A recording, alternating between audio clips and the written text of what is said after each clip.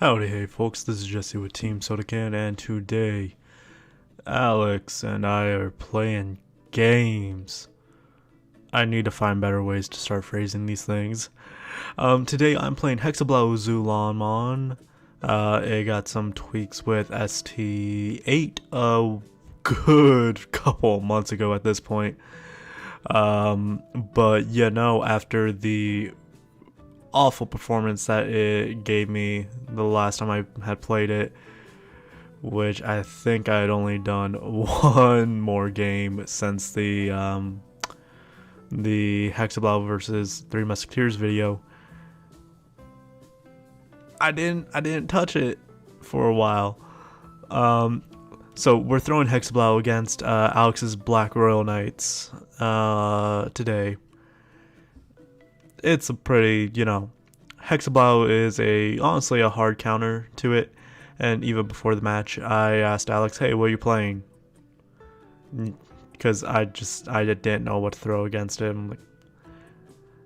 I picked a hard counter, not even really thinking of it. I did. So hey, don't play card games with me. I guess I'm a bad guy. We're seeing a not so great start for us a minute and a half into the video. We're doing everything that isn't going into a HexeAzulong, and Alex is doing everything that is going into a Craniamon. So he's making moves, making deals, but guess what? He still ain't got... No, I'm not going to do an In the Heights reference here. The Window of a Blocker is a fan favorite in this deck, and by fan favorite, I mean one of my favorites. Because I like cheap Evo, I played green for so gosh dilly dang long. So I like cheap stuff, cheap Evos. We saw me evolving into a Christ Paildramon, and keeping up my turn thanks to Blucomon or Gomamon.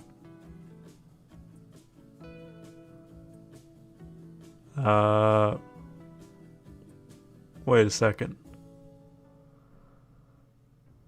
Did I cheat? I'm just now realizing that I might have cheated. I don't think I actually have a correct Bluco or Gomamon under either of these sources for that. Huh. Interesting. Well then, now that we know that I'm a dirty cheater, we're going to go into a HexeAzulong because we can, and mistakes happen, misplays happen. We're going to swing with HexeAzulong, using HexeAzulong's skill to get rid of Under Craniamon, and then Sorojo to get rid of Under Dark Tyranno. So no more sources. We're going to swing +1 with jamming, which the jamming didn't really matter for either of those checks, but hey, it was nice. We love to see it. I guess I must have... Oh, I see the Blucomon. Never mind. I'm a big dumb. I didn't cheat. Oh my. I'm sorry, y'all. It's been a long day. I'm tired. I'm editing this at the end of the day, literally the night before it's supposed to go up. We evolve into that one to evolve blocker. I like the BT5 formats, and these one to evolve blockers were very prominent in it, and yeah. BT5 format was actually absolute garbage with Lord Nightmon, but hey, Jesmon does grosser things and Gabubon does grosser things. So looking back at it, a BT5 format, it can be compared to the GOAT format of Yu-Gi-Oh! But that's a hot take for a different video. Waru Manze in the breeding area. I apologize, I haven't been commentating very well. We're going to go back to that. And a Crania. We're going to go up to 6, all the way up to 6. And evolve into a Blucomon. We love to see it, love to see them Blucos. And we're going to swing jamming +1. But you know what jamming doesn't save us against? Option cards. Which, bites. But hey, he can start blocking again. Don't worry, there's going to be a misplay involving something like that later.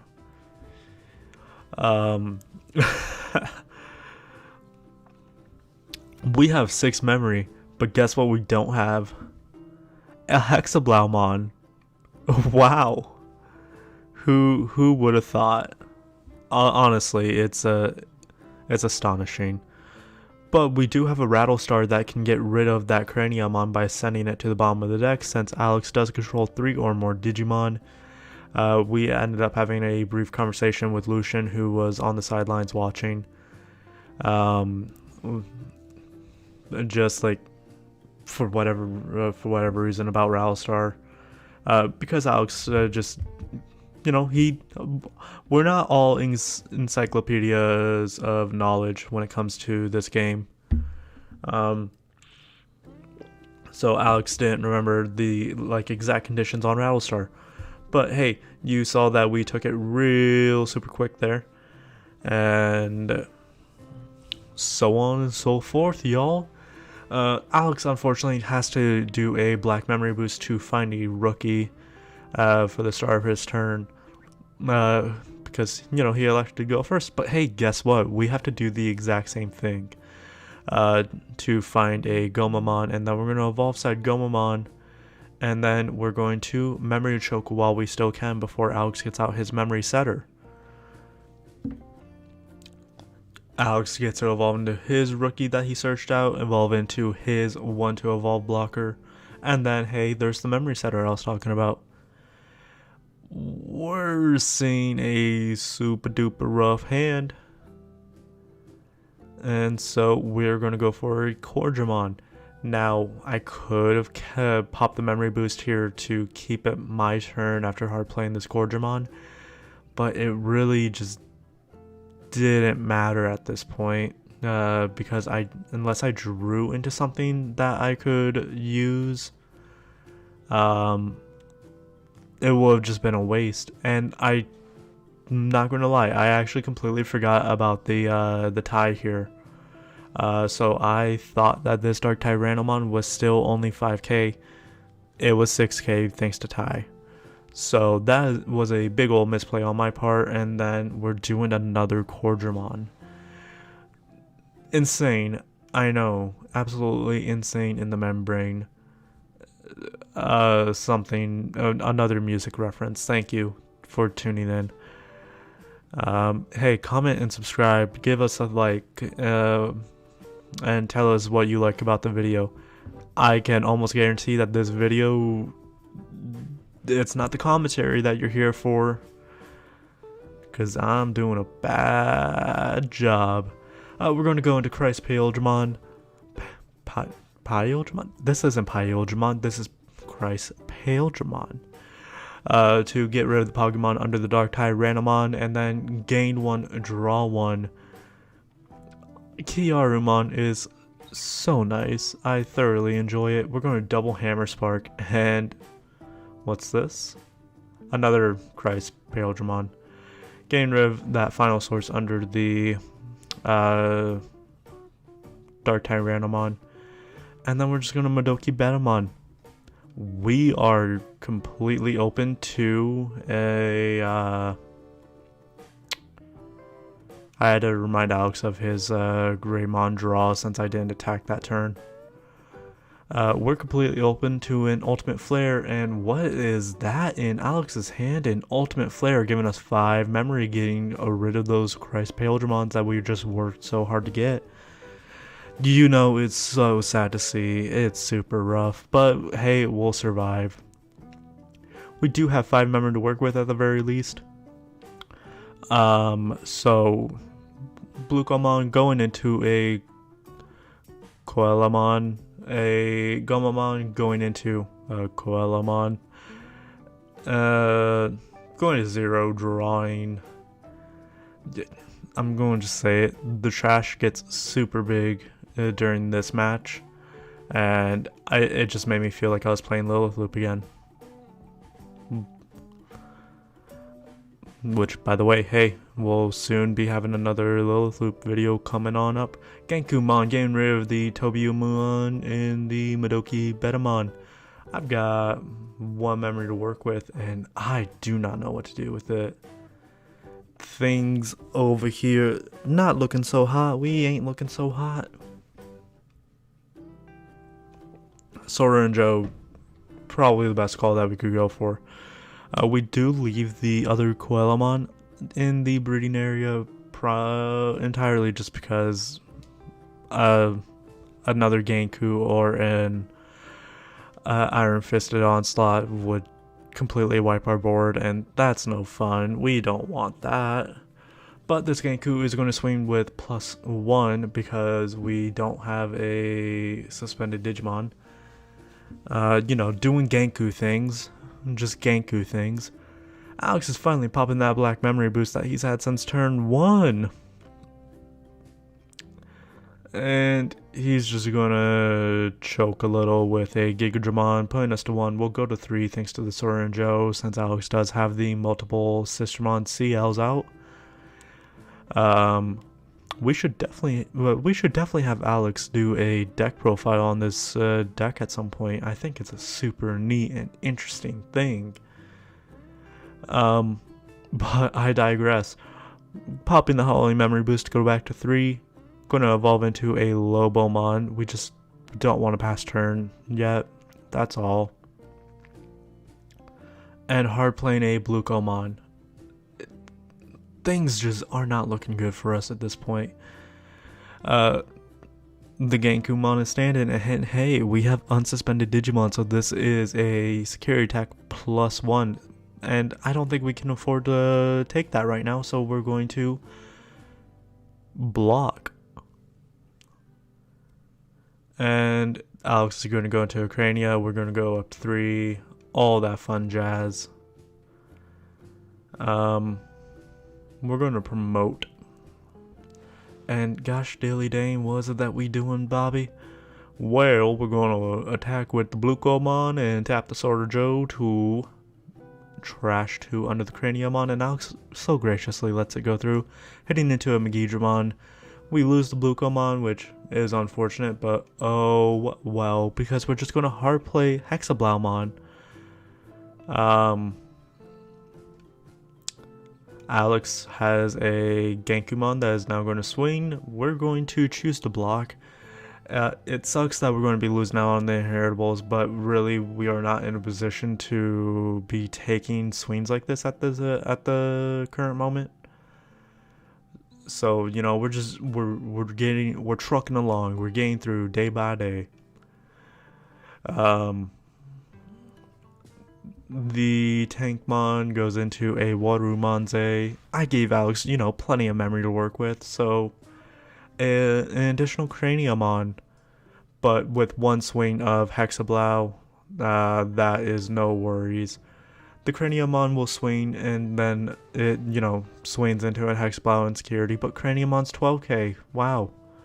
Who would have imagined?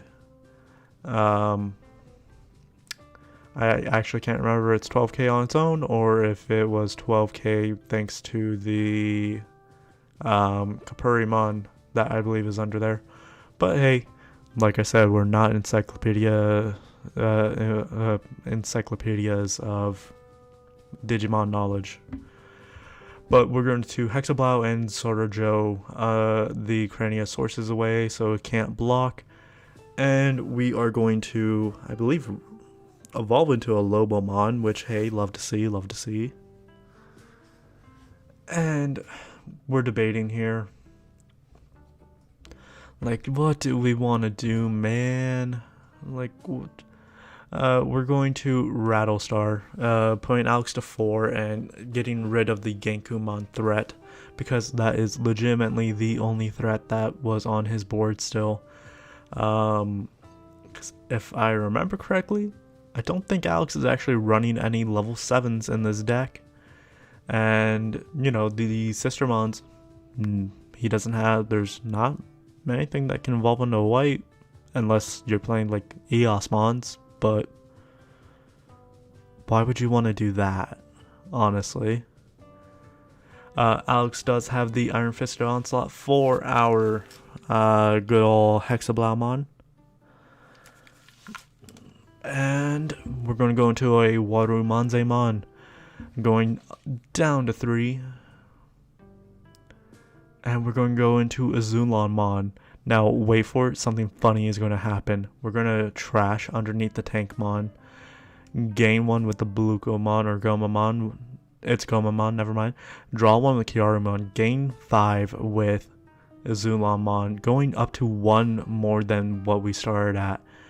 And I forgot that things weren't frozen. I forgot that his blockers were not frozen. And his blockers, thanks to the CL, are big.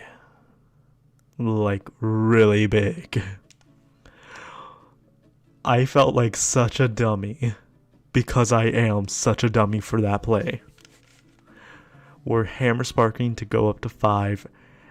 And we're going to play the HexeBlau once more.